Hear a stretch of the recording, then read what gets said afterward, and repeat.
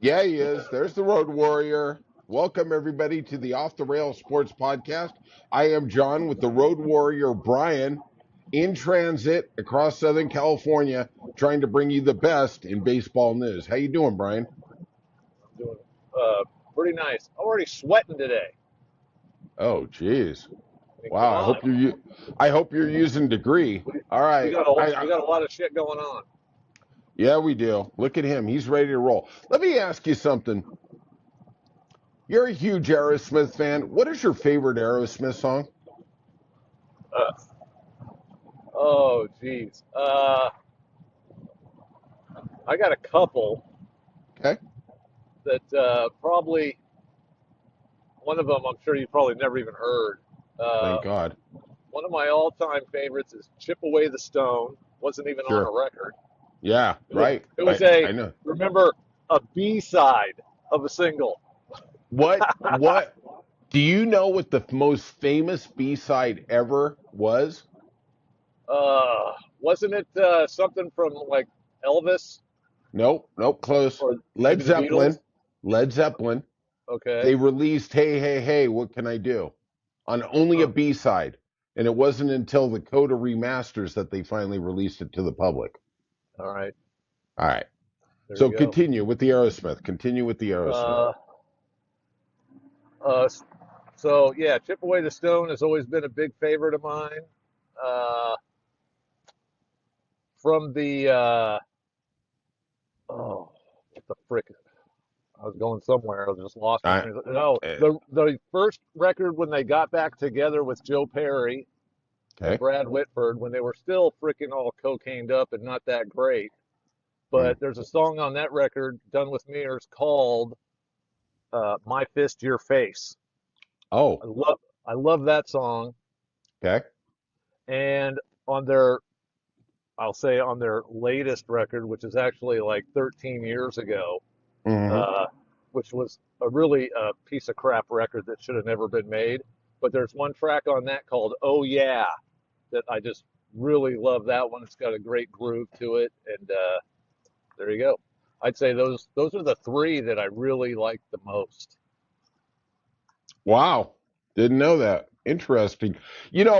It's funny that song you say, My Fist, Your Face. Isn't that actually the same song that Nolan Ryan and Robin Ventura had when they had their little scuffle? When Robin Ventura decided he was going to chase the mound, he was going to go out there and show Nolan where it was all out. And then Well, Nolan showed him where his fist went. I think that's what Nolan was humming along because he wasn't really having to try too hard in the fight, so he was just kind of humming it in his head. Well, after that first punch, it was like Mike Tyson. There wasn't a lot of humming after that first punch. But yeah, okay.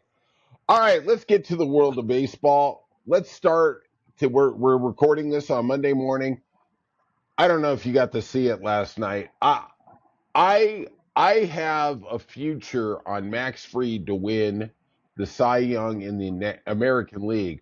And he might get there because of stats, but I watched that game last night with Skubal for Detroit.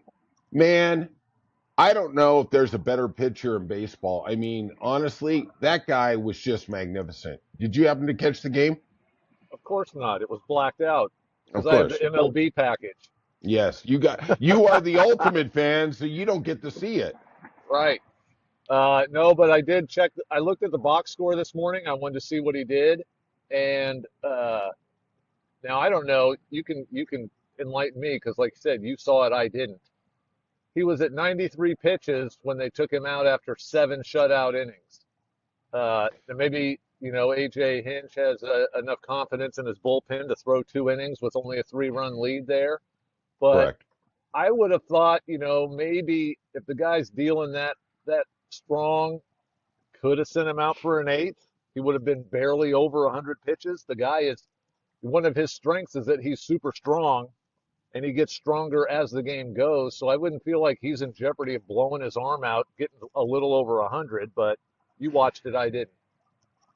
Well, I mean, I think there was a lot of high stress pitches. I mean, in a 3-0 game, everything seems to matter, right? I mean, let's call it what it is. 13 strikeouts. I mean, to me, especially with the way guys blow their arms out. I thought Hinch pulled him at the right time. I understand what the numbers look like, but the guy only gave up one bloody hit. I mean, wow, how you doing? Well, I that's what mean I'm that. saying. If he only gave up one hit, he was never in any real stressful situation. So where's the high stress pitches? Well, 13. I mean, every pitch, man, it's kind of like the playoffs. When you're only up, one or two runs, man, you know, it gets a little tough, Brian. You don't understand that because you're like Okay, myself, a Red Sox fan. We don't really have those high stress things where we're only up by one or two. We're usually down five after two, and then we just try and claw our way back. All right, okay. Well, then let's let me move. let me add one more thing to that. Sure. Tarek Skubal at 93 pitches versus one of your bullpen guys coming in. Well, okay. Who is the best pitching option to get the next three outs for the Detroit Tigers? Well, I'm going to tell you the next two guys they brought in. They brought in Canal. He has a 1.77 ERA, and then Right. they brought in Vest in the ninth inning, and he's got a 2.3 ERA. So they I do have some understand. nice. And Okay. like I said, I looked at the box score, and those guys didn't give up any hits, right?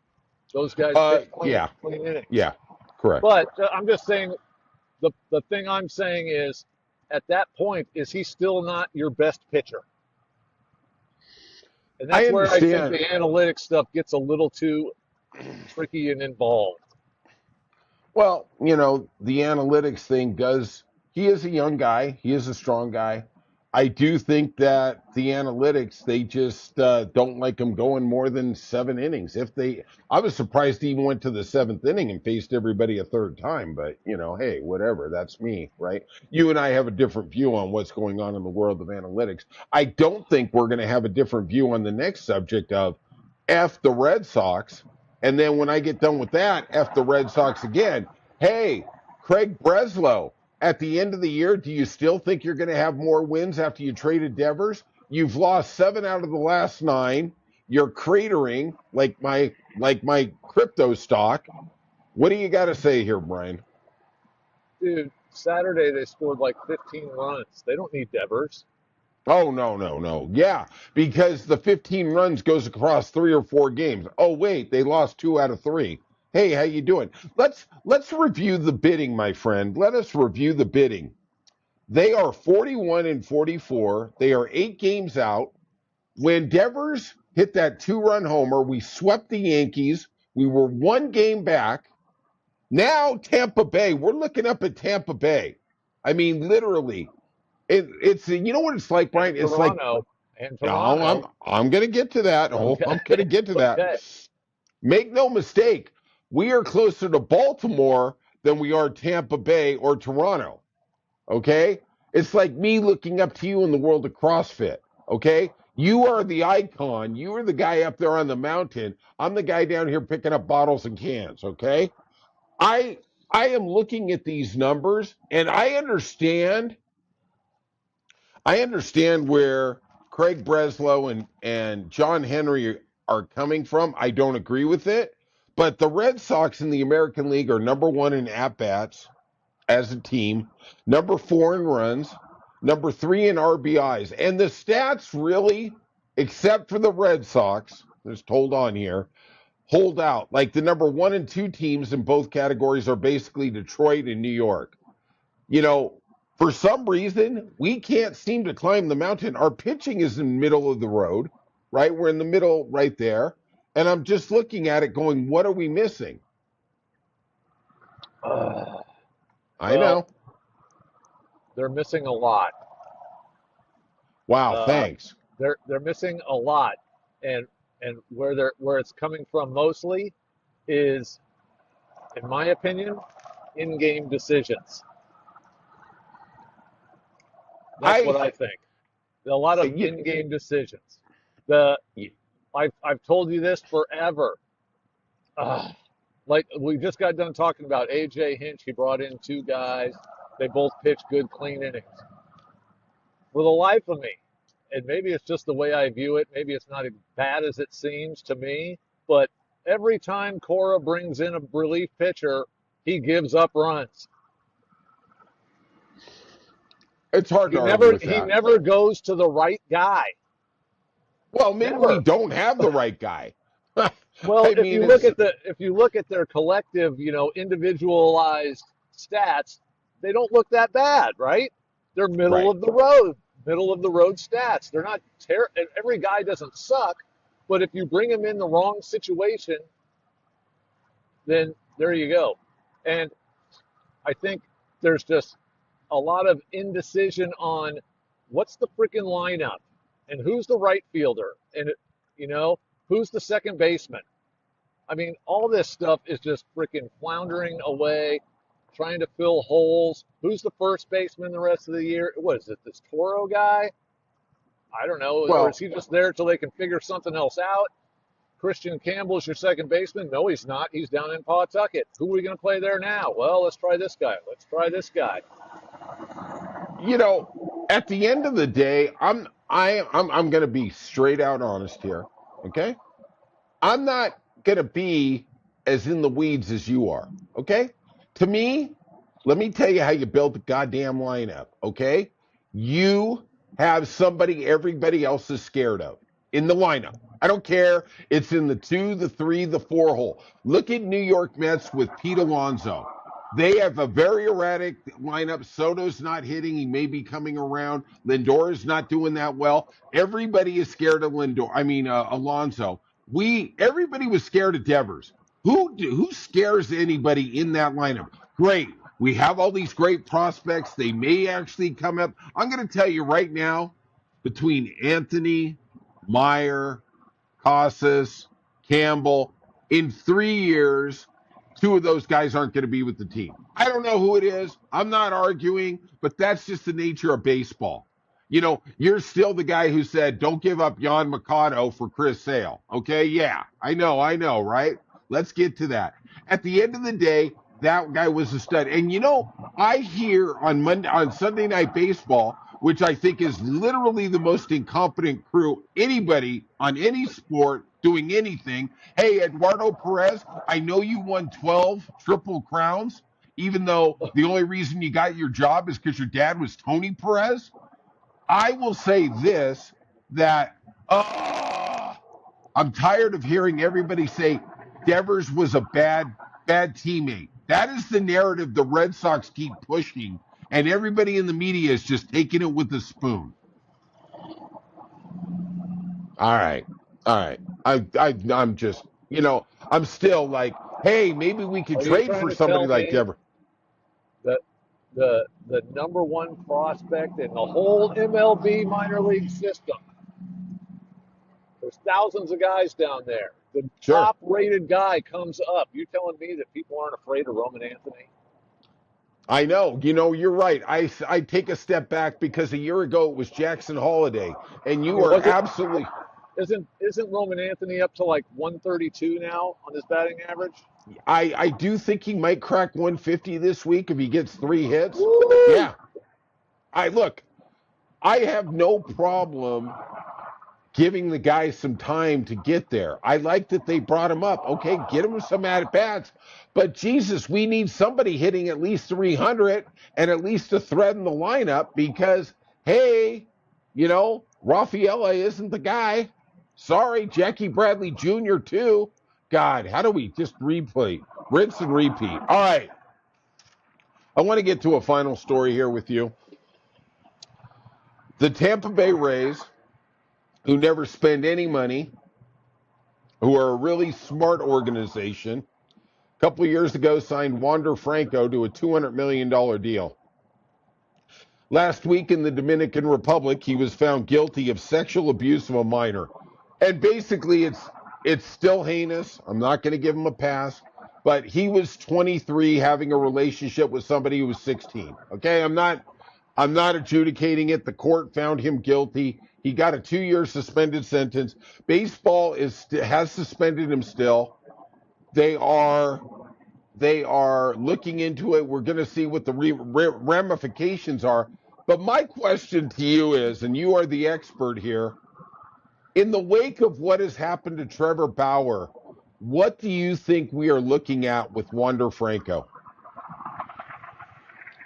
Oh, he's never going to play again. I mean, that's not even a question.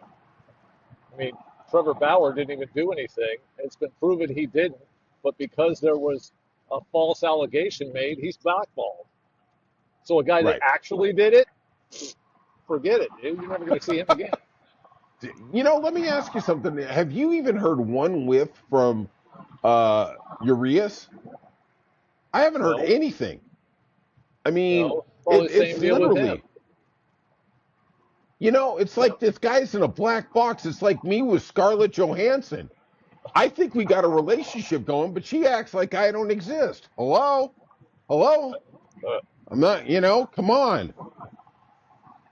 I no, don't know. those guys are gone forever. Uh, You don't think because Urias is going to come back? wasn't this his second time? I think it was. And it was actually for real. I mean, it really did happen. They I got it mean, on video. They got it you on you look video. at you look at Trevor Bowers, dude. His was just allegations, and the guy can't get a sniff. And it's been proven that he was set up, and he can't get a sniff just because it was talked about. So two guys that actually did it, there's no way. Forget it. It's gone. They're gone forever. Okay. So your prediction is Wander Franco will not see his way back to MLB. Never. Okay. It's hard to argue with it. I think he will because he's so young, but Urias isn't exactly old either. I'm not going to If he argue. does, the lawsuit from Trevor Bauer to the MLB would be out of control. Well, I mean, you Think can't about it. sue him for not signing you. I mean, But now they if you want to suspended argue him. They collusion, suspended him, and then they didn't reinstate him. well, they have They reinstated voided his him. contract. Yes, they did. Well, they paid off his contract. You're right. You're right. They did suspend him. He served his suspension, and right now he is considered an unrestricted free agent in the eyes of baseball. But he is in the Barry Bonds situation where, for some reason, let's call it what it is: it's collusion. Right? Everybody Yep. got together at the winter meetings or whatever and said, "We're not signing this guy," and they said, "Yeah, no problem." Right? Like the Red Sox or the Angels don't need a guy like that, right? No. All right. By the way, All right. just wanted to let you know, if you look at the wild card standings as opposed to just the divisional standings, Correct. the Angels currently hold the fourth spot. Yes, they do. They're only a Meaning game and a half out. the Angels are on I the know. verge of being a playoff team. Cocaine Ron is out. Okay. I Yeah. just want to know he's out for the rest of the year. But I just wanted to let the Angels, who uh, are always talked about as the dumpster fire with no direction, they don't know what they're doing. They're doing it. So here And is I'm not jumping on their bandwagon saying they're going to no, I make know it, you're blah blah not. blah. You're just I'm just pointing out something that is one of those surprises. here is the wild card standings: Tampa Bay, Toronto, Seattle, Los Angeles, and Texas behind them. And then, which really surprised me, is three back is Cleveland. And then this just in, we got the Red Sox. Wow, great. Seems like everything's coming up roses. You got anything else to talk about in the world of baseball, my friend? Uh, I'm going to say enjoy the next couple of weeks where the Red Sox are still ahead of the White Sox in those wild card standings. Oh, Minnesota is coming up on us. They're only a half game back on us. Woo. And Kansas City is a game and a half. And wait for it, Baltimore is only four back. Yeah, great. We're closer to the bottom, Brian, than we are to the top. Well, I think what the Red Sox, Breslow and his team are doing is, they're really doing their research. They're taking advantage of the minor league system that Heim Bloom created. Right. Okay. And Yep. they're thinking we need to build on that. So let's get a couple of more high draft picks. Let me ask you this. let me ask you this. Yeah, I love that you bring the corporate philosophy in. It's all bullshit. You know it and I know it. But let's call it what it is. This was a John Henry move. Okay. Craig Breslow said this guy isn't a team player. Let's get rid of him. Let me ask you this. Do you think the Red Sox are a viable option for any top tier free agent after the way they treated Devers? Oh, here's what I would say when it comes to top tier free agents. They will always sign the largest number, regardless of who puts it out there. I don't know It about is a that. very rare exception that a guy doesn't just sign the highest deal. And then in their press conference they say it wasn't about the money. Sure. I Right. Right. Well, I lost you there for a second. I don't know. Are you there, kid? All right. All right. Oh, look at him. His mouth is moving, but I don't hear the words. You know, I was in a relationship like that once, and she would always talk, and I just really never heard her, and I just see her lips moving. I prefer to hear Brian, though. Are you back, Brian? you, Are you back? you got me? You got me? Yeah, I got you now, buddy. Go Okay. ahead. Somebody was calling me on the phone. No, what I'm Okay. saying is they're It's if the Craig Red Sox Breslow. were willing to throw out the biggest number, they'll sign a guy. They're just never going to be that team that's going to throw out the biggest number, I don't think. At least not anytime soon. Well, I mean, supposedly they were in the running for Juan Soto, but I'm not buying that.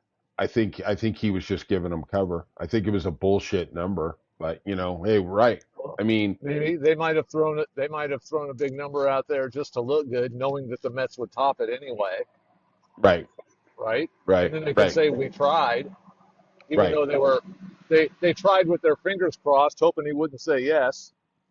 And there was rumors they were in the running, them in Toronto, for Shohei Ohtani. I mean, I don't, it's easy to put out the press when you don't have to pay the big contract. Oh, we were right there, neck and neck. Yeah, sure you Yeah. were.